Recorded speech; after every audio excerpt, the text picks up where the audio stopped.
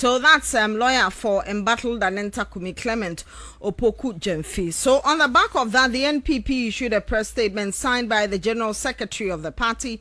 Let me read to you the statement verbatim. It says, state-sponsored prosecution of NPP members must end immediately.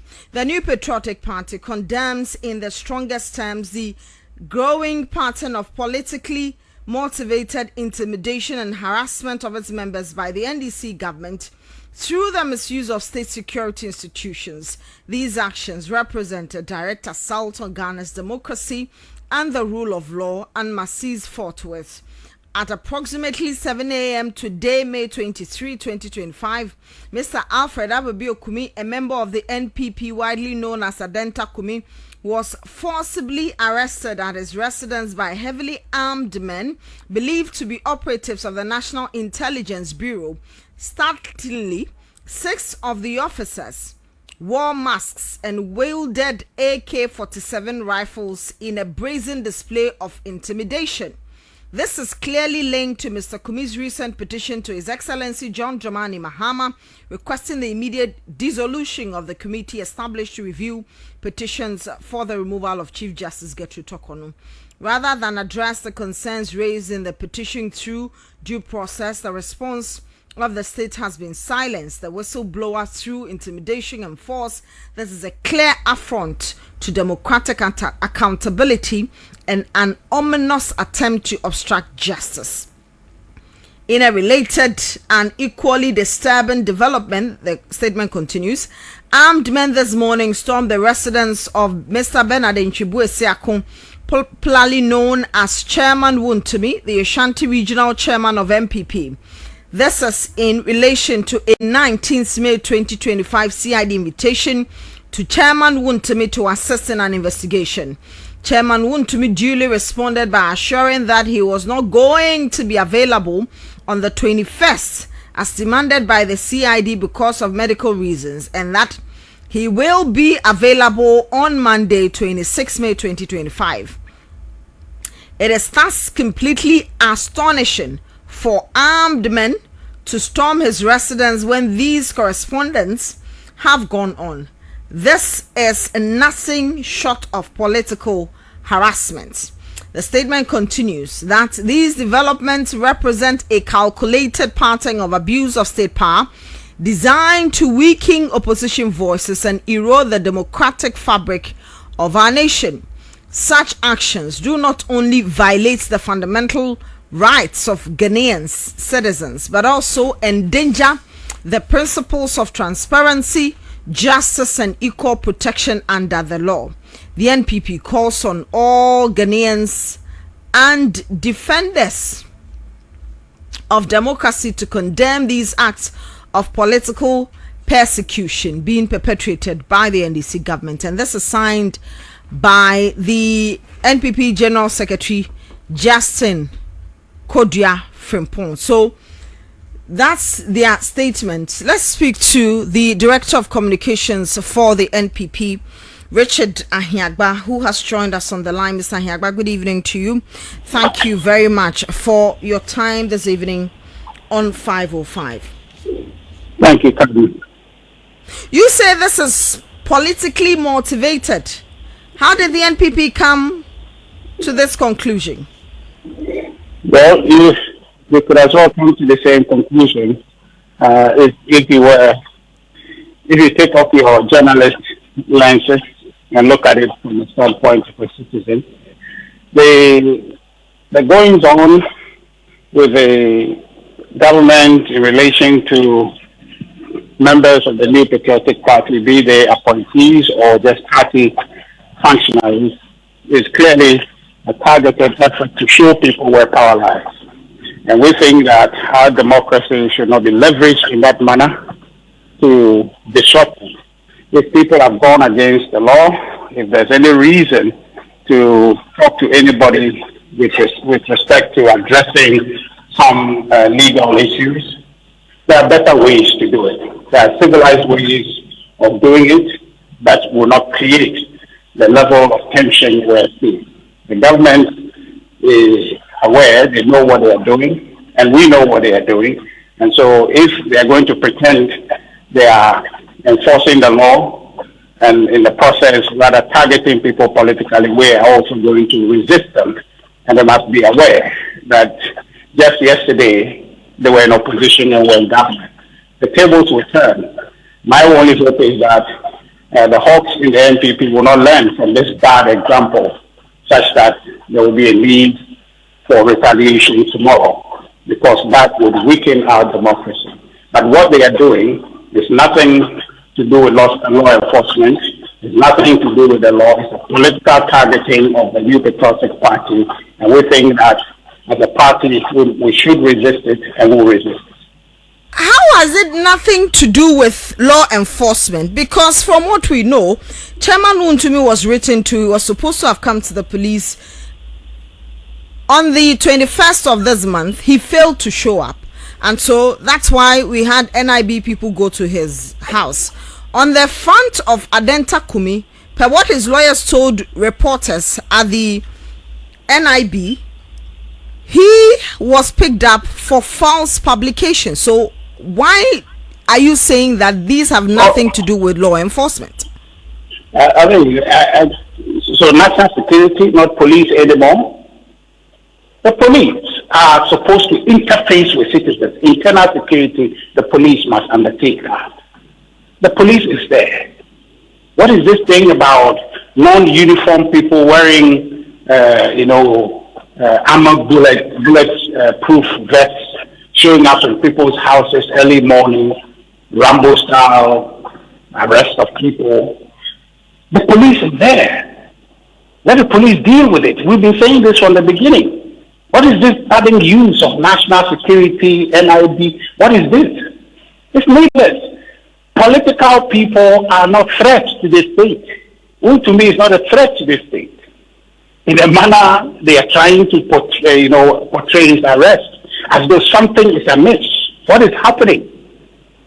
Wontumi is a notable. Not that he's more important, not that he's above the law. It's a Ghanaian whose search or whose, whereabouts can be verified. He has assets dotted around this country. If you are looking for Wontumi, it's as if you can't find him. So what is all these razzmatazz about? What is all this about? Look, we need to get serious. This government was elected on the back of a promise to provide jobs, to implement some 24-hour economy. We are not hearing, we are not seeing the same energy they are applying to arresting people to that. That's what is important to Ghanaians. That's what is important. If you want Wontumi to come, you can get Wontumi. Now, Wontumi has never been a government official. So if there is any challenge at all, it's to do with his mining business, whether or not he is gone against certain laws and all of that. As you and I speak, there are evidence of NPP, NDC constituency chairmen who are mining openly. Have they gone to arrest those people in a manner they are doing Wontumi? So this is nothing about law enforcement. It's about political victimization. It's an attempt to Why are they victimizing him? For what exactly? It is an attempt by the NDC to drill fear into the heart of the NPP and silence us. But we will not be silenced. We will not be silenced. For the sake of our democracy, we will not be silenced. For the sake of multi-party democracy in our country, we will not be silenced. For the sake of good governance, we will not be silenced. If I am silenced, if Wontumi is silenced, if other people are silenced, there will be people who will rise in our stead, who will resist. So the NDC better get it, that we must work together to protect this democracy. Nothing short of that would survive. We all are enjoined to make sure this democracy survives. So if you need, by virtue of governance, to question people, do it in a civilized manner. This approach of harassment, this approach of harassing people, arresting people on Friday, trying to keep them till Monday, and all of these gimmicks that they're engaged in, that's not going to substitute for the bread and butter issue that's confronted this country. They better get serious about that matter of ensuring that they're improving conditions for the people of this country and stop. But also calling on party people to mass up and stop state security from enforcing the law is also against the law, isn't it? Well, what they are doing is against the law, except that they hold the keys to enforcing the law, so therefore nobody can point to them and say that what you have done is wrong and punish them. Now today, you can say you go to the court, but what has become of the court? If you go to the court now, everything you bring is just thrown out, dismissed, outright, and that's what is happening. And so people, as citizens, must resist. This is a democracy, right? This is a democracy. And so when citizens are protesting, when citizens are rising up against the authorities because they feel an overreach, that is a democratic exercise. They are not resisting them, they are not over there obstructing, but they are saying that what is going on is not acceptable, it's undemocratic. That should be allowed. That we call on party supporters to mass up at a certain place and resist. It's a demonstration against what is happening, which we disapprove of. So that cannot be an illegality, and they are not there to say we are not going to allow you. But the point is that there comes a time in this constitution that allows us to resist when we feel that the constitution is being subverted. So it is perfectly acceptable if the government will not operate appropriately and ensure and be aware of the sensitivities at play. The government cannot pretend that if he goes arresting MPP people, the MPP as a political party will not be agitated. They know that. And so if they are in charge of national security and they want to tell us they are not alive to that sensitivity, then they are probably not on their job, right? They are probably not up to speed on their job, because when you are dealing with a political party, you must be sensitive to the fact that you are touching leaders of people who believe in a certain ideological view of the world. So when you come against a political party like that, you must expect that. When we were in government, the same thing happened when you invite NDC people to the police headquarters who were not using NIB and the rest, but you invite people to... Are you sure about that statement that you are not using NIB and the rest? But I'm talking, well, you tell me the instances. I mean, there were early on when some of those things happened, but I'm talking the balance of it was that people were invited to the police. You understand? Now, the point I want to even make to you is that I've heard others make that point as a retort that, this was done in your period. Minutes ago, I was on a call with the Deputy Minister, Honorable Telabi, and he made the point that this happened yesterday. Okay, happened before, happened under MPP. And the question I want to say is that, so if it happened yesterday and you didn't like it, you want it to be repeated today. Now, if you go by that logic, then it means that tomorrow, when power change, people are legitimately within their rights to visit the same thing upon you. At what point do this stop? In the words of Mahatma Gandhi, he says, an eye for an eye leaves a blind world. If tomorrow, or if yesterday this was wrong, today it cannot be right, especially when you are the person who said it was wrong. So that conversation is a non-starter. Where we are today is that let's learn from the lessons of yesterday and build for better tomorrow.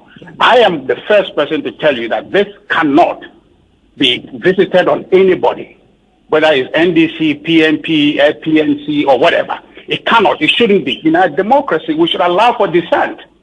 And that's how I understand democracy. It is in the collective of this dialogue that we find a better way to resolve our problems.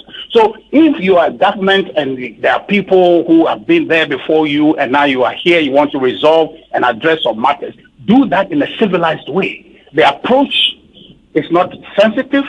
The approach looks, feels, and sounds like political victimization, and that's why as a political party, we are not going to sit and watch that be done to our people. They must understand. The NDC knows it. If they were in our shoes, that's what they would do, and we will not sit for them to harass our people in a view of silencing them. That one, we cannot. All we have is our voices as a political party, our voices, and our determined opposition to the government. So we are not going to allow that to be taken away from us. Mr. Ahiagbah, grateful that you joined us. That's the Director of Communications for the NPP.